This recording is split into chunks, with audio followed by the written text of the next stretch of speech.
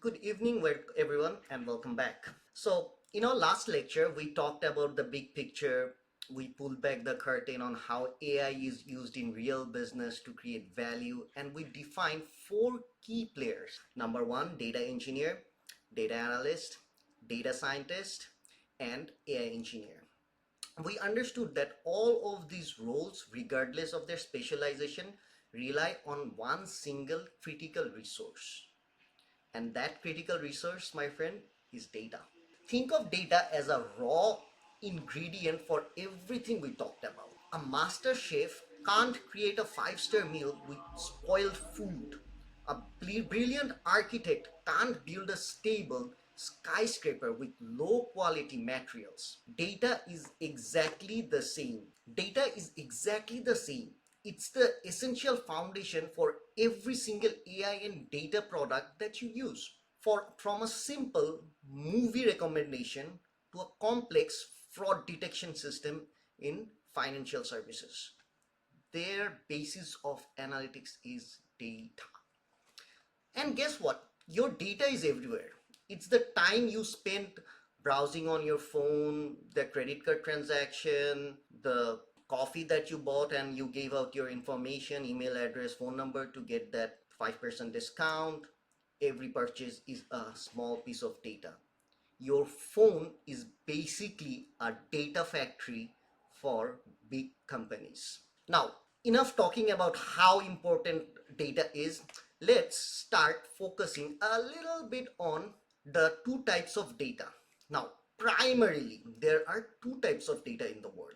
The first one is structured, the second one is unstructured. What do I mean by structured data and unstructured data? So structured data is the neat and tidy stuffs. Think of it like perfectly organized spreadsheet or a database. It has rows, it has columns with predefined formats. It also has predefined data types in each columns.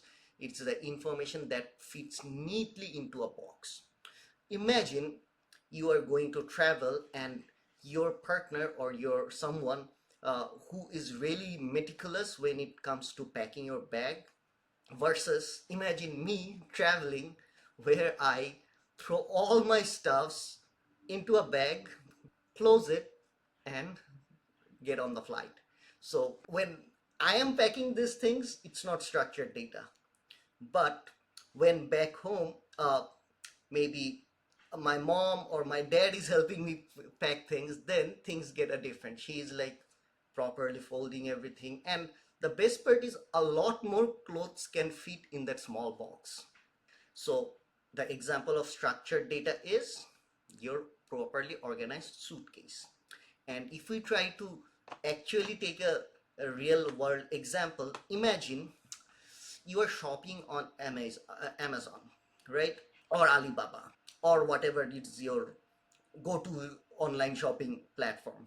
When all of them, when you are checking out your items, when you have picked, okay, add to cart, add to cart, add to cart, you see a data that looks a little bit like this on the, I don't know if you can, you should be able to see it on the screen. I have highlighted them for you. So you can see a data that looks like this. It has a distinct ID column. It has a distinct name column. It has a distinct price column. Data, you don't see a price item that is $25 appear on the ID column. You don't see the name of the item appear on the price column. Price column is only for price, very well defined structure. Name column is only for name, very well defined structure. ID column is only for IDs, very well defined structure.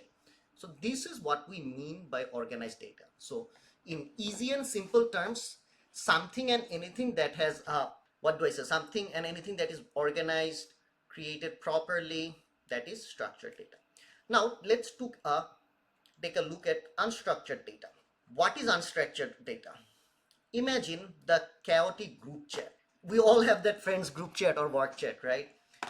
And there is always someone who is available to maybe share a meme or have a conversation on the group or share videos, share an image of their cat, share an image of doing something incredibly stupid, or a video of someone's kid doing something exciting, all these things. Just imagine the mess over there. It's very hard to figure out, is it a text, is it video, and is it whatever it is. It's a mixture of all kinds of data, right? That is an example of unstructured and chaotic data. So to put things into perspective, let's imagine you are having messy and free form. Let's imagine your Uber's customer review of chat. Someone is saying my Uber is late, someone is saying I love your app, someone is saying where are you, or someone is taking a picture of your order and saying, hey, I did not get my order, or someone is someone got a, I don't know, their order was not the way it was supposed to be. Maybe their food got cold, maybe their food got spoiled, and they're taking a picture or a video and posting it over there. So it's a mixture, or if someone could just be, recording their audio and sending it over there. So it's a mixture of all kinds of data, just like our friends group chat or our work group chat, right? When we have a data where data is not structured, like price column will only have price, name column will only have names, then we call it unstructured data. Now, it's very important to understand the garbage in and the garbage out problem. In the modern day, people talk a lot about models, especially AI models.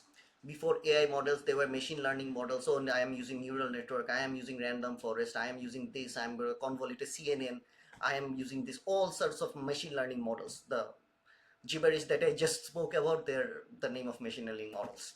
So some people try to debate, well, this model is better than that model.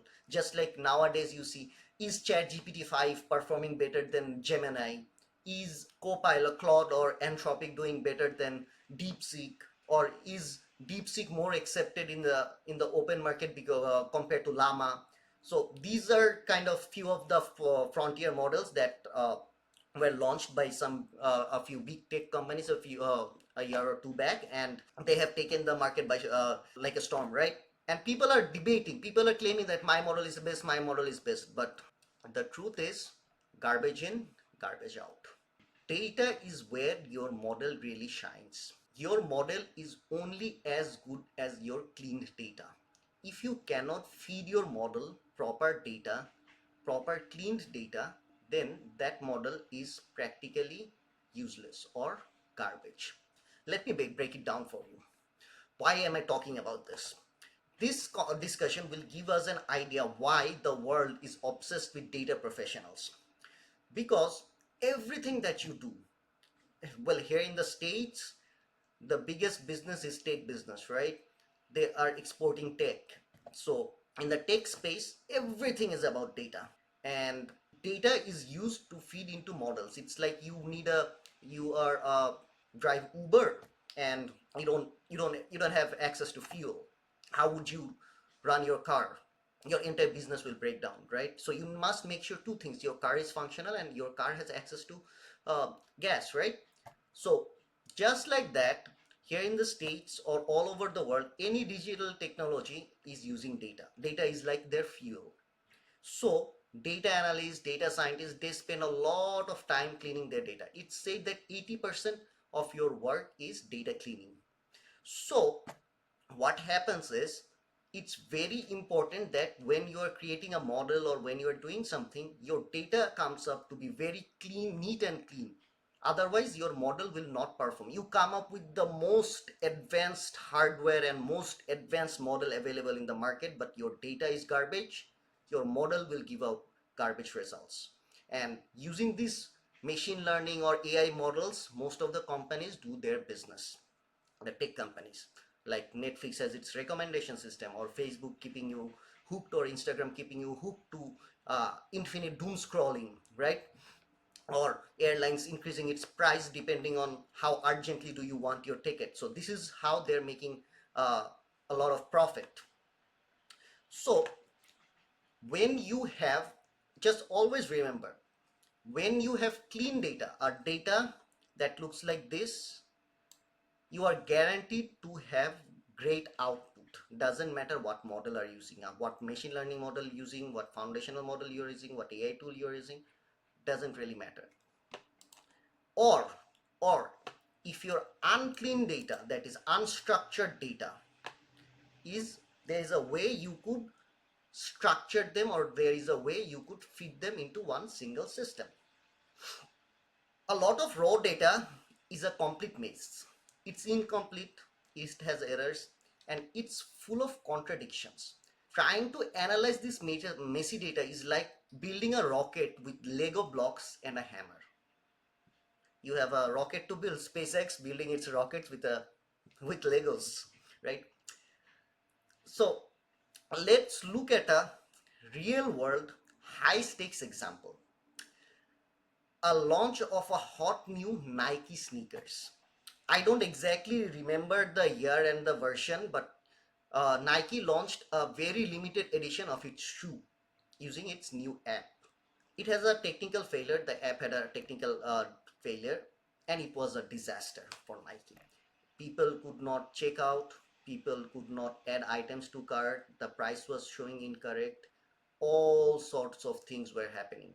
Now, people were blaming the server. Well, the servers were blamed for all the things that went wrong with that app, new limited item sneaker launch.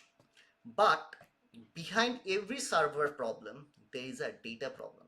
The server doesn't fail. I mean, server fails, but main reason for a server to fail is probably the data was not put in correctly. Someone did not do their job, or someone slacked in their job, or someone just didn't have the foresight to clean the data properly and put that messy data into the server. The server could not process it, and as a result, the app was not functioning the way it should. Again, when server got a bunch of garbage data, it was only processing garbage and giving us garbage output. Hence our term garbage in, garbage out. So remember, if you want to become a data professional, a majority of your work will be with data cleaning, data transformation, data loading. All right. Now that we have talked a little bit about, before I go into the examples, let's talk a little bit about ETL. If you're going to become a data professional, you will come across this term called ETL. Are you familiar with ETL? Have you done any work with ETL? You will come across this question a lot of times. So what is ETL? ETL is basically extract, transform, load. Now, extract, the first step is to pull the raw data from its source, like an e-commerce database. Transform, this is where the magic happens. A data scientist, analyst / engineer uses code to clean and transform data, making it consistent and usable. Now, if you're creating a data pipeline, data engineer will get involved. If you're working like pulling a data from a server and doing a small analytics, probably you don't need an engineer. A data analyst can go and fetch the data. So this ETL process is important for irrespective of which role you target down the line. Now, transform is where the magic happens. All the unclean data, all those stuffs are clean and organized in a very nice fashion so that information flows nicely. And finally, the final step is to pull the clean data into new organized data set that is ready for analysis. Now again, I told you ETL process is applicable for a data analyst role as well. So if you're working as a data analyst, you will download the data from the server, you will do some cleaning, and then you will present your facts and figures. A data engineer will probably do this in a much larger scale. He will create a data pipeline so that your data from the source is organized nicely, and the data flows all the way to the server in a nice and clean manner.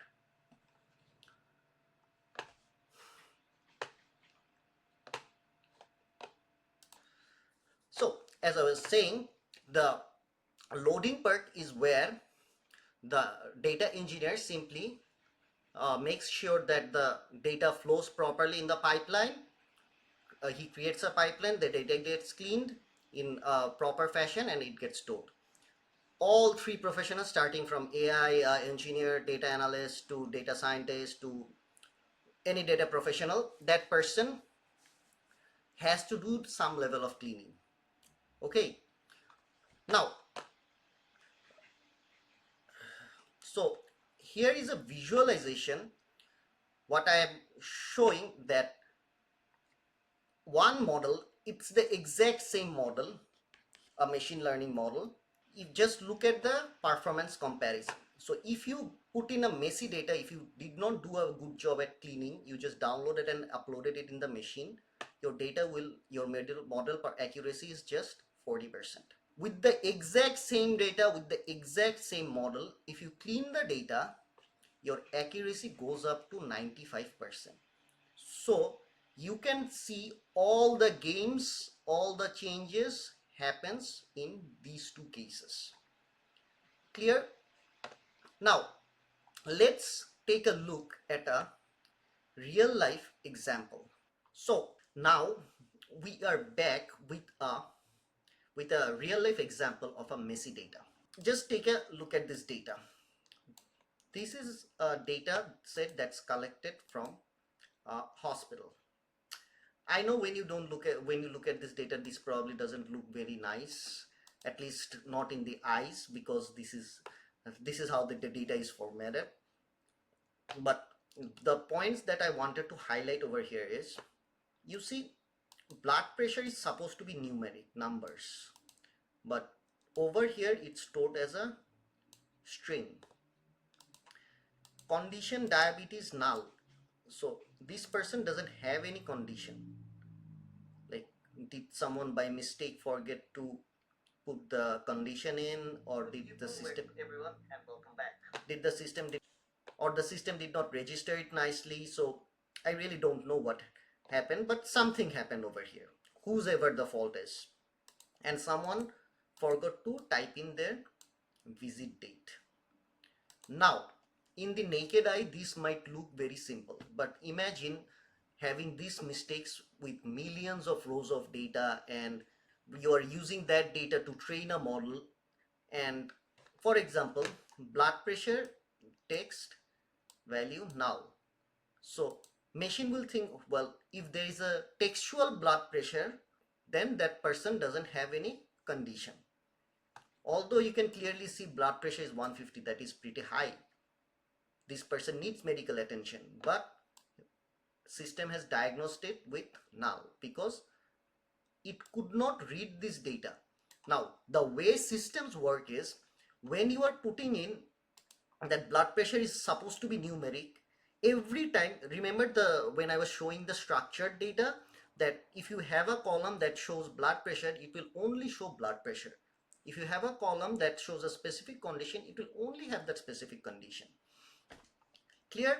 So all these things, if it doesn't, like when I say specific condition, I mean when it has a specific type of data, it will only have that type of data. So having a null or having a missing value throws the model off, and ultimately it gets trained on wrong data and it gets a wrong out. Now, so I will not get into the details of the code. That's for something later on, but I just wanted to show you a glimpse into the life of a data professional. I am using Google Colab for this because this is very lightweight, and I can get the job done very easily without using a lot of packages and whatnot. Install it without fixing all those dependencies. So, and of course this is very easy to share as well. So first thing is, I am importing a library called pandas. Again, what is pandas? That's a discussion for later on.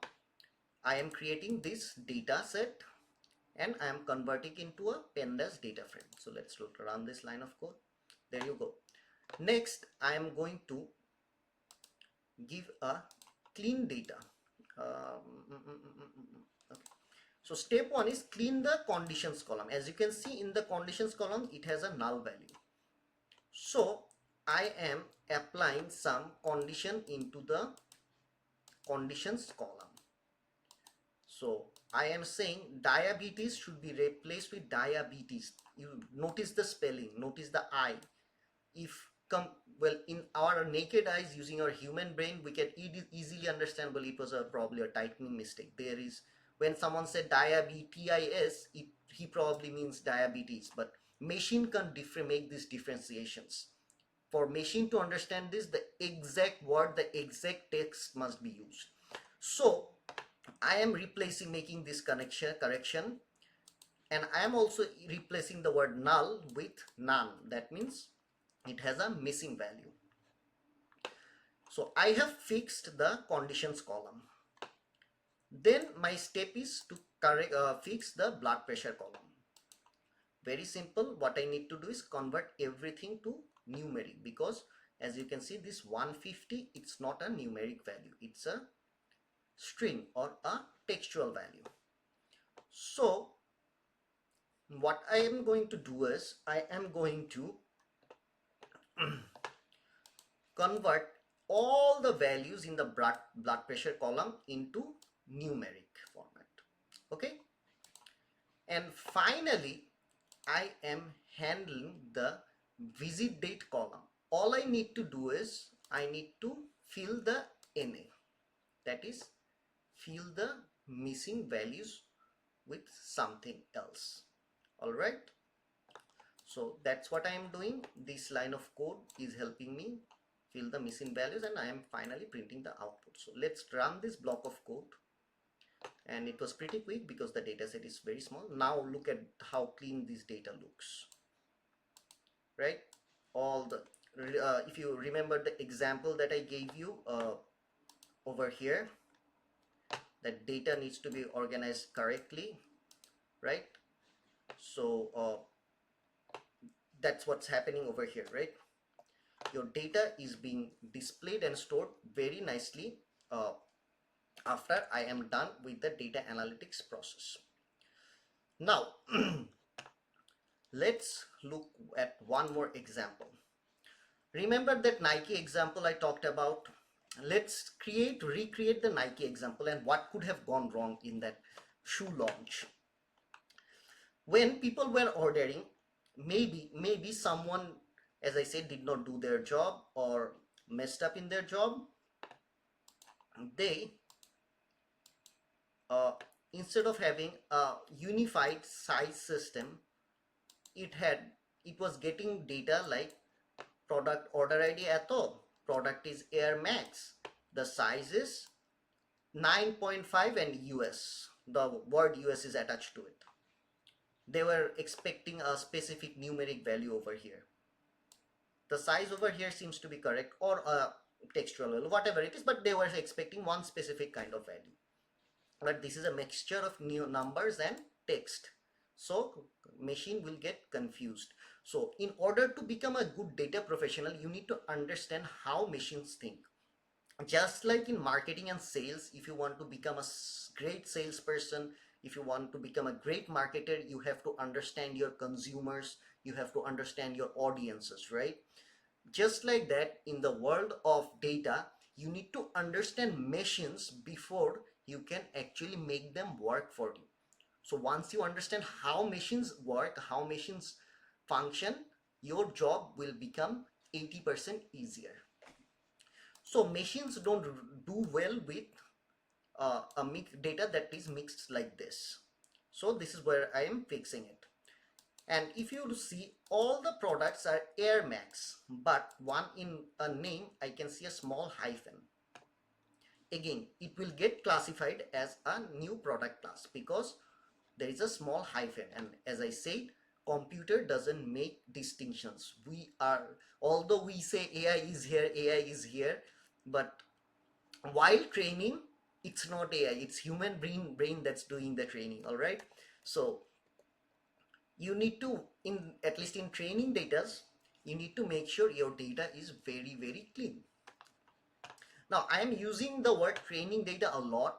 Sometimes you probably don't need to even put your data into a model to get it trained, but still data cleaning is very, very important, equally important as if you were preparing for a machine learning model, because even if the machine is not analyzing the data, you as a human being, or you as or me as a data analyst, or me as a data scientist, I am doing the analytics, right? So in order for my analytics to give me the right answer, I need to clean the data for myself. So it doesn't matter if your data is getting used to train a machine, or if your data is being used to analyze or create statistical models or create a dashboard, your data needs to be clean. Now, so when a machine will see that hyphen over here, it will get confused and it will think, okay, so probably this is a new category. So as you can see, all the products were supposed to be the same and there should have been one specific type of data over here, but it wasn't the case, unfortunately. Now what do? We load this data frame into our system. We load this data into our system and we convert it into a data frame using pandas. And in the first first step is to create the product column, and we replace 𝐴𝑟max with the word 𝐴𝑟max that we have been using for a while. And finally we are going to fix the size of the column. So what did we do? First of all, as you look at this data, US, not only these two columns have a mixture of data, one of them also has a combination of capital letters and small letters. So we need to make them uniform. Our goal is to make everything uniform. Everything should fit in one or two or three single formulas. There should not be any edge cases. So we need to eliminate as many edge cases as possible. And how can we do that?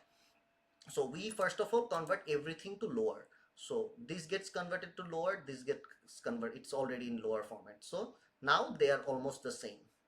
Then we are going to replace US with nothing, because we don't want numeric data, we don't want textual data in a numeric data column, right? So we first of all converted everything into small lower case, right? Lower case letters, and finally we converted all the lowercase letters into blank spaces or nothing. And then when we run this data, let's see, once we run this block of code, what does it look like? As you can see, there is a very clean and nice data. As you can see, compared to what it looked like over here, compare this. Now this is the data that's ready for further analytics. This is the data that's ready for it to be implied in a machine learning model and get trained. So to sum things up, at the end of this, so the impact is from mess to magic. So when I was saying to sum things up, Google Gemini for some reason, or I think it was Siri, thought that, well, I'm talking to him, it never responds when I actually want it to respond. So it started responding to my lecture on its own. Anyways, so to sum things up, the point that I was trying to make is a simple cleanup process prevents millions of dollars in losses and ensures that the AI systems work as intended. Clean data is the foundation of success. So if I were to tell you, previous class our focus was data professionals. This class our focus is data cleaning, or the official term is data wrangling. Now we talked about ETL, we talked about data cleaning process and how and loading them into the system. And as I said, if you are smart, if you are sincere, and if you take few simple steps, simple thoughtful steps to clean your data, your model, your analytics becomes way more reliable, just like you saw in this graph, from 40% to 94% accuracy. That's more than double the accuracy rate, and your data looks nice in the eyes, and of course your company doesn't lose millions of dollars. So if you are for someone who is following this lecture series, so this is the second lecture and we talked about data cleaning. We will come up with a new topic and a new lecture next week. Bye bye, take care.